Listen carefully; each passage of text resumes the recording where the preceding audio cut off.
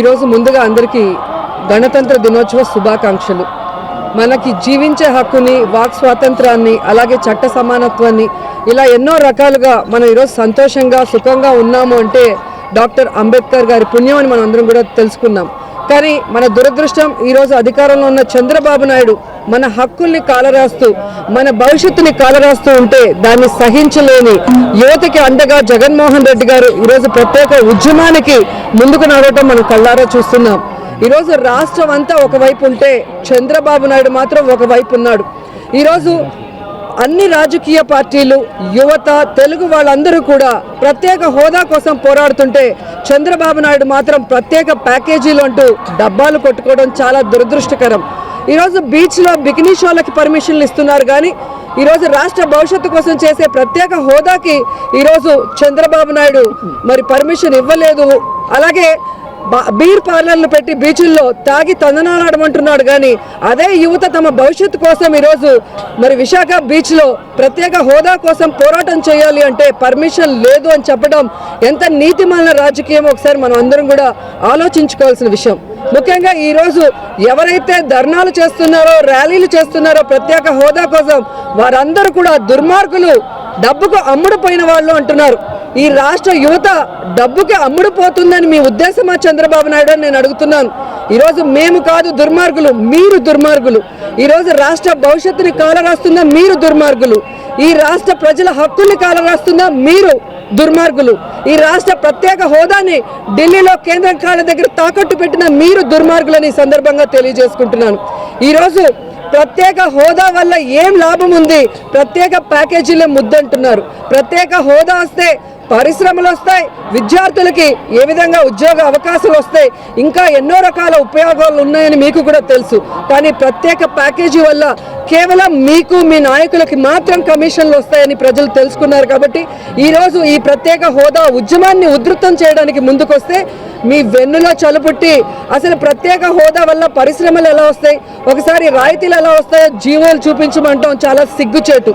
ఈరోజు నేను ఒకటే అడుగుతున్నాను, ఈరోజు ఉత్తరాఖండ్, హిమాచల్ ప్రదేశ్ రాయితీల జీవోలు మీ కళ్ళకి కనిపించలేదని నేను అడుగుతున్నాను.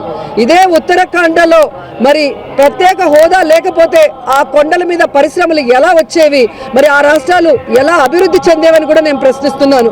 ముఖ్యంగా ఈరోజు ఆ రాష్ట్రాలకి ప్రత్యేక హోదా ఉంది కాబట్టే మీ ఎంపీలైన సృజనా చౌదరి కానీ, సీఎం రమేష్ కానీ, గల్లా జయదేవ్ కానీ వారి యొక్క పరిశ్రమల్ని అక్కడ పెట్టారే. కానీ ఈరోజు మీ రాష్ట్రంలో, ఈ రాష్ట్రాల్లో మీరు అధికారంలో ఉన్నా కూడా మీ ఎంపీలు ఇక్కడ పరిశ్రమలు పెట్టలేదు అంటే కేవలం ప్రత్యేక హోదా లేకపోవడం అన్న విషయం ప్రజలకు తెలియదు అనుకుంటున్నారా? ఈరోజు మీరు దేశ విదేశాలు తిరుగుతున్నాను పరిశ్రమలు తేవటానికి అంటున్నారు. మీరు 27 సార్లు విదేశాలకు వెళ్ళారే, ఒక్క పరిశ్రమ అయినా తేగలిగారా? ఒక యువతకైనా ఉద్యోగం తీసుకురాగలిగారా అంటే శూన్యం. కేవలం మీ యొక్క విలాసాలకి, మీ విందులకి, మీ షికార్లకి ప్రజా డబ్బును దుర్వినియోగం చేస్తున్నారు తప్ప మీ విదేశీ యాత్రల వల్ల ప్రజలకి, యువతకి ఎటువంటి ఉపయోగం లేదు అనేది అందరికి కూడా అర్థమైంది. మీరు కనుక ప్రత్యేక హోదాను సాధించగలిగితే ఖచ్చితంగా మనం ఇక్కడ కూర్చుంటేనే పరిశ్రమలన్నీ కూడా వచ్చే అవకాశం ఉంది. కాబట్టి ఈరోజు చంద్రబాబు నాయుడు ఉద్యమాన్ని నడిపితే వారి వెనక మేము ఉండటానికి కూడా రెడీగా ఉన్నామని జగన్మోహన్ రెడ్డి గారు ఎన్నోసార్లు చెప్పారు. ఈరోజు ప్రత్యేక హోదా అవసరం లేదు అని చెప్పే మీ అందరినీ నేను ఒకటే అడుగుతున్నాను. మరి ఆ రోజు ఇదే వెంకన్న సాక్షిగా 10 సంవత్సరాలు ఇస్తానన్న వెంకయ్య గారు, అలాగే 15 సంవత్సరాలు ఇస్తే ఎన్నో పరిశ్రమలు వస్తాయని చెప్పిన మీరు మరి ఆ రోజు బుద్ధి జ్ఞానం లేక చెప్పారని నేను అడుగుతున్నాను. మరి అది ఉపయోగం లేకపోతే ఎందుకు మీరు అసెంబ్లీలో మరి అన్ని పార్టీలతో పాటు ఏకగ్రీవ తీర్మానం చేసి ప్రత్యేక హోదా కావాలని మరి కేంద్రానికి పంపించారు? ఆ రోజు మీకు అవగాహన లేదని నేను ప్రశ్నిస్తున్నాను. కేవలం ఈరోజు మీరు చేసిన తప్పులకి, మీరు చేసిన అవినీతి నుంచి బయటపడటానికి, కేసుల నుంచి బయటపడటానికే ఈరోజు కేంద్రంలో ఈ ప్రత్యేక హోదాను తాకట్టు పెట్టారన్నది నిజం. ఈరోజు విద్యార్థుల్ని మీరు భయపెట్టడానికి పోలీస్ వ్యవస్థని ఏ విధంగా ఉపయోగించుకొని అన్ని యూనివర్సిటీల్లో కూడా పిల్లల్ని కట్టుదిట్టం చేస్తున్నారో మేమంతా కళ్ళారా చూస్తున్నాం. ఈరోజు పోలీస్ వ్యవస్థకు కూడా మేము చెప్పేది ఒకటే, మీ ఇంట్లో ఉన్న పిల్లలకి కూడా ప్రత్యేక హోదా అవసరం.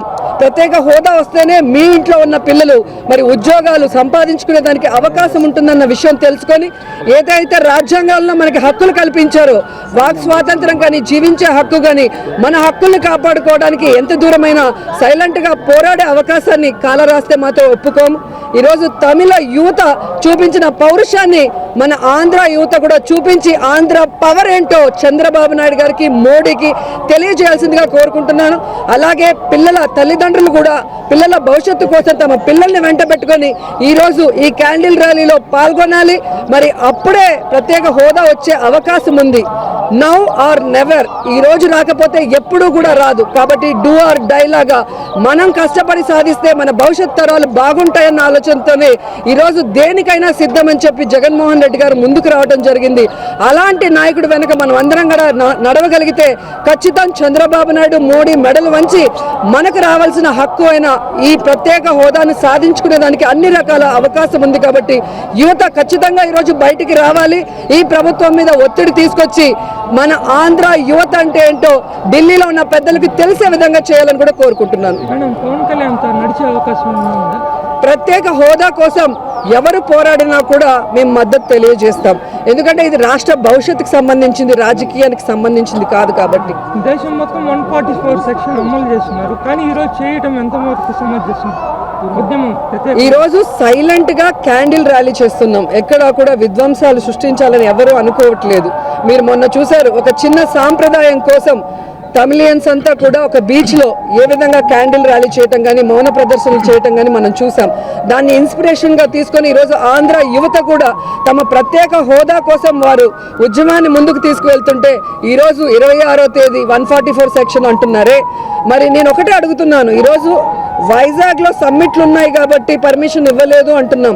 మరి ఎందుకు విజయవాడలో, తిరుపతిలో అన్ని యూనివర్సిటీల్లో పోలీసుల్ని నిన్ననే పంపించి పిల్లల్ని ఎక్కడికక్కడ అరెస్ట్ చేసే విధంగా వారిని బయటికి రాని విధంగా ఎందుకు చేశారు? అంటే ప్రత్యేక హోదా నినాదాన్ని తీసుకోవటమే చంద్రబాబు నాయుడికి నచ్చలేదనేది ఇక్కడ స్పష్టంగా అర్థమవుతుంది. నిజంగా ప్రత్యేక హోదా వల్ల ఉపయోగం లేకపోతే ఇదే తిరుపతిలో వెంకన్న సాక్షిగా మోడీ గారు కానీ, వెంకయ్య నాయుడు గారు కానీ, పవన్ కళ్యాణ్ కానీ, చంద్రబాబు నాయుడు కానీ మేము 10 సంవత్సరాలు ప్రత్యేక హోదా తీసుకొస్తాం అధికారంలోకి వస్తే అని చెప్పిన వాళ్ళు ఈరోజు అధికారంలోకి వచ్చి 3 సంవత్సరాలు అవుతున్నా ఎందుకు దాని గురించి మాట్లాడలేదు? అలాగే అసెంబ్లీలో ఏకగ్రీవ తీర్మానం చేశాం ప్రత్యేక హోదా కావాలని. ప్రత్యేక హోదా వల్ల వచ్చే లాభాల్ని మరి ఆ విధంగా జగన్ గారు అసెంబ్లీలో డిస్కస్ చేశారు, అన్ని విషయాల్ని బయట పెట్టారు మనకు తెలుసు. మరి ఈరోజు సడన్ గా యూటర్న్ తీసుకొని ప్రత్యేక ప్యాకేజీల వల్లే ముద్దంటున్నారు. ఈరోజు ప్రత్యేక ప్యాకేజీల వల్ల ఎన్ని పరిశ్రమలు వచ్చాయి?